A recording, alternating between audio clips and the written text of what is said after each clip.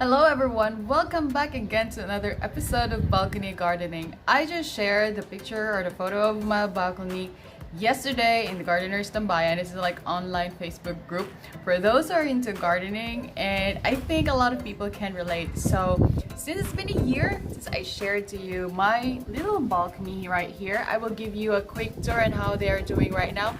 There were still some plants that was there last year and no longer here, because either they move them up or I place them somewhere else. And there is something I wanted to introduce to you, which is not so happy right now with this so much wind and sun and humidity. Although right now there's an overcast, but it was just scorching hot today and also the past few days. It's like mid-April, so we anticipate that this is really a hot summer. We call it summer even if it's dry season here in the Philippines. So they were not so happy about that. You can see, but I had an opportunity to take the photo yesterday where it was still all blooming. This is, by the way, the Calachuchi, or it's called, I forgot the term, but yeah, it's like a Plumeria. So let's go with the tour. So this is my passion fruit right here. Very interesting. This is one of the oldest plant that I have here in my garden, if not the oldest plant. You can also see some of its videos and its fruits on my older videos that I uploaded about 2 years ago. So you see here, you have, this is just in the same plant. So you have like 3 split leaf, you have like single leaf, you have like dual leaf, the dual split, and single split, but dual leaf. So this is so cool. I mean, they have been fruiting for so many years, and right now it's just giving me this very nice green plant as it is, even without the flowers and the fruits. So this is just on the corner, partly shaded, only in the morning that the sun arrives here, it like, you know, comes in here in this section. Next to that one is this not so happy looking Plumeria. I was able to take some photo when it was still all in bloom. I'm gonna put it here on the side. So it is here. This is also a no-fuss plant, no fertilizer, nothing on that sort. And you see it's so healthy that it is now starting to branch out. This is normally what happens to Plumerias.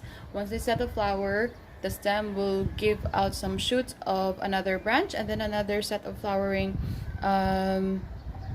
another set of flowers will bloom up. And this is so fragrant. I hope like you can smell it. This smells so good. Aside from it's beautiful, it's easy to manage. It smells so beautiful. So next to this Plumeria we've got here, you have seen this many times. This is the Barbados Cherry. It's still flowering, as you can see here. Yes, there's a few flowers, and I hope I can get some fruits right there. I will also indicate, for those of you who haven't seen the picture of, the video of this Barbados Cherry, I will place the cherry picture right here on the side. Also here is a papaya. Now, the reason why I planted this papaya is because it was a volunteer plant, and I like the leaves here. It's also medicinal. So we have here Plumeria, a papayas. It completes the tropical, you know, feeling of this area. What is interesting is that it shares the same pot with a blackberry. I tried to kill this blackberry at least like 2 times. I'm so sorry, don't listen. But just refuse to die.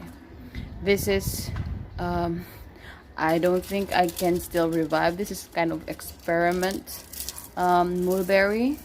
So cutting, if ever you're doing it, just don't give your 100% hope.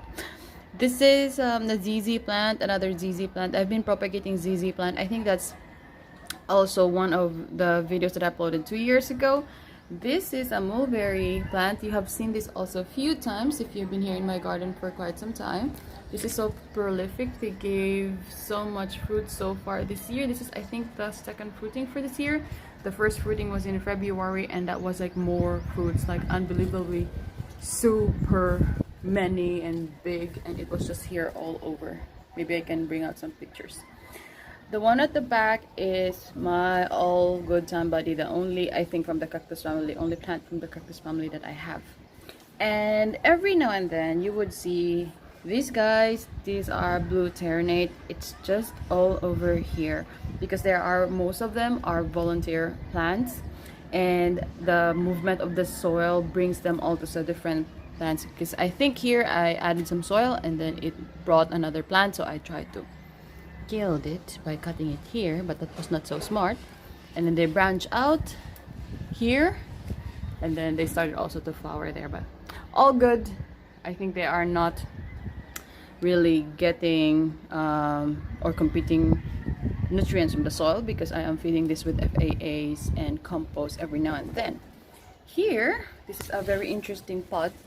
This is another Plumeria, but this is a white Plumeria. It hasn't bloomed yet because this is a cutting. I will discuss separately all about Plumeria, so you will not end up a Plumeria like this. This is a dead Plumeria. I was not a smart gardener at that time planting them, but that's a separate topic. But here also, interestingly, there are a lot of tomatoes. Those are just the tomatoes that I throw in there and they just grow. Here, another, oh yeah, this is also another Plumeria. That's a white Plumeria. Here is a blue Ternatea.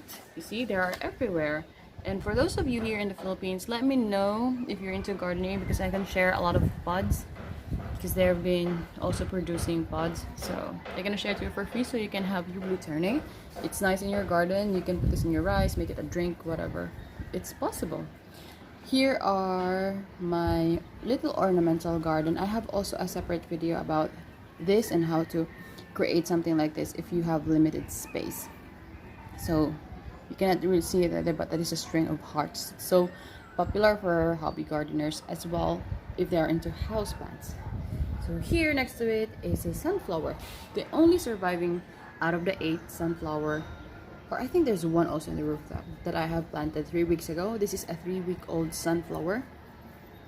You see the birds are so nasty, they just get a bite on it. Yes, this is how it looks like after 3 weeks. And I will check the one in the rooftop for the surviving sunflower because yeah, the birds just love to eat for some reason sunflower seedling, but they don't like this bunch of tomato seedling. I mean, you know, I wouldn't mind. This one is so special. This is a, if you want to take a guess, that is a bay leaf or laurel. This is believed to be a lucky plant aside from jade plant. So this is an herb, and if you are into cooking as well, this is also widely used in some Asian cooking. So I just recently acquired them like about 2 months ago. So so far this is a very slow growing plant. I think the slowest grower plant I ever had. And this entire thing is just its growth after almost 2 months compared to sunflower that I grow from the seed. This is only 3 weeks. So you see how much it did grow from a seedling. Here I just recently uploaded this. This is an Ylang-Ylang. This is a very rare flower, so to say, very tropical. It likes the heat. I don't think it likes this so much wind. And it has a lot of flowers right now, but no mature ones yet so far. So this is how they look like. Dangling. I will also link this below if ever you haven't watched that. That is like a lot of information that you can take on.